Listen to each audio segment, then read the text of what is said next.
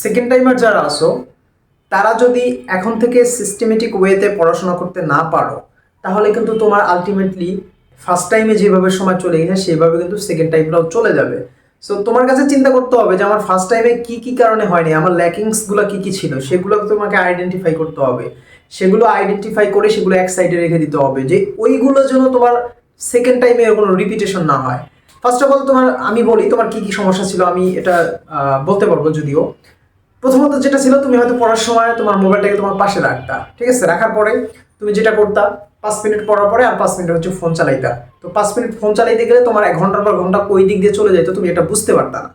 Secondly যেটা হতো, তোমার কাছে মনে হতো যে ফোনটাকে আমি পড়াশোনার পারপাসে ইউজ করি। সো তুমি পড়াশোনার পারপাসে ইউজ করতে গিয়ে ধরো ফোনে পড়াশোনা করতেছো, ফোনে পিডিএফ দেখতেছো বা হ্যাঁ পিডিএফই দেখতেছো বা পিকচার দেখতেছো, পড়াশোনা দেখতে গিয়ে কি হচ্ছে, হঠাৎ করে তোমার একটা নোটিফিকেশন চলে আসছে, ধরো ফেসবুক থেকে বা যে কোনো জায়গা থেকে, বা তোমার জিমেইল থেকে একটা নোটিফিকেশন চলে আসছে, হোয়াটসঅ্যাপ থেকে আসতে পারে।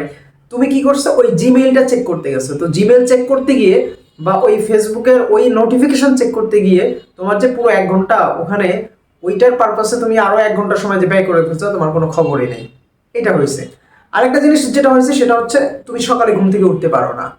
তুমি যেটা করো, সকালে 8টা 9টা 10টা 11টা পর্যন্ত ঘুমাও, বা এমন হয়েছে তুমি 9টা পর্যন্ত ঘুমাইছো বা 10টা পর্যন্ত ঘুমাইছো। আরেকজন কি করছে, ভর্তি পরীক্ষার্থী, সে সকালে উঠছে, সকালে উঠে 9টা পর্যন্ত পড়াশোনা করছে।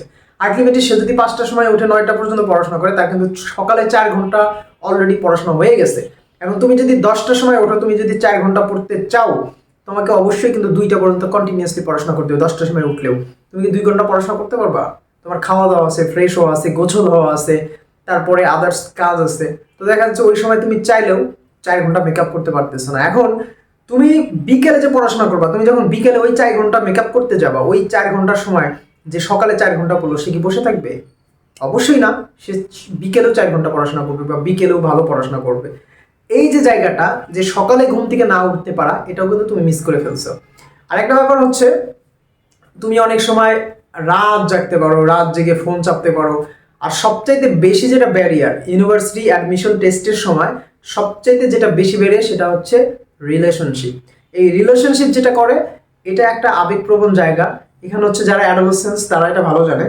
এই সময়টাতে সবকিছুকে রঙিন রঙিন লাগে, পৃথিবীটাকে মনে হয় একটা রঙিন জগৎ, মনে হয় যে এইটা ছাড়া পৃথিবীতে আর কিচ্ছু নাই। সো এই যে সময়, এই সময়টা তুমি বুঝতেও পারো না যে তোমার কি একটা ভ্যালুয়েবল সময় চলে যাচ্ছে। তুমি ওই সময়ে বান্ধবীর সাথে চ্যাটিং করো, গার্লফ্রেন্ডের সাথে চ্যাটিং করো, বয়ফ্রেন্ডের সাথে চ্যাটিং করো। এই যে আলটিমেটলি তোমার যে সময়গুলো এভাবে তুমি নষ্ট করে ফেলছো। আমি এবার একটা জরিপ করলাম, সেখানে একজন দেখলাম যে কমেন্টে লিস্টগুলো দিচ্ছে যে সেকেন্ড টাইমার সে কি কি কারণে সেকেন্ড টাইমার হচ্ছে, সেগুলো লিস্ট দিছে।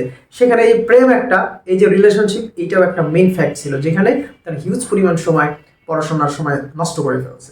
সো আরও অনেক কারণ থাকতে পারে।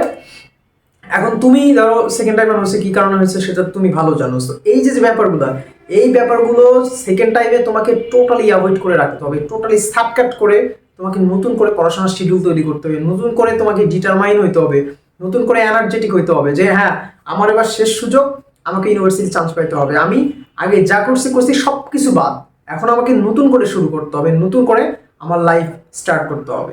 এইটা ভেবে যদি পড়াশোনা করতে পারো। আরেকটা ব্যাপার হচ্ছে, দেখো আমাদের বাবা মা যারা আছে, তারা আসলে আমাদের কাছে বেশি কিছু চায় না। তারা যেটা চায় সেটা হচ্ছে তাদের সন্তান যেন সফল হয়, আমরা যেন সফল হই, আমাদের সফলতাই আলটিমেটলি তাদের চাওয়া। সো তারা বেশি কিছু চায় না। এখন তুমি যদি সফল হও, তারা দেখবে তোমাকে নিয়ে গর্ব করতে পারবে, তারা তোমাকে নিয়ে প্রাউড ফিল করতে পারবে। এই জিনিসটাই তো তারা চায়, তাই না? তো তুমি তোমার নিজের স্বপ্ন পূরণ করো, পাশাপাশি তোমার বাবা মার চাওয়াটাকে পূরণ করো। এইটা মনে করে পড়াশোনা করো। আর ইউনিভার্সিটি পাইলে মোটামুটি তোমার লাইফের একটা মানে কোন দিকে যাইতে হবে, তুমি একটা লাইফের একটা জার্নি, যে তোমার রাস্তাটা, সেই রাস্তা তুমি খুঁজে পাবা। ঠিক আছে? তো সবার জন্য শুভকামনা থাকলো। সেকেন্ড টাইমে ভালো করে পড়াশোনা করো। আল্লাহ হাফেজ।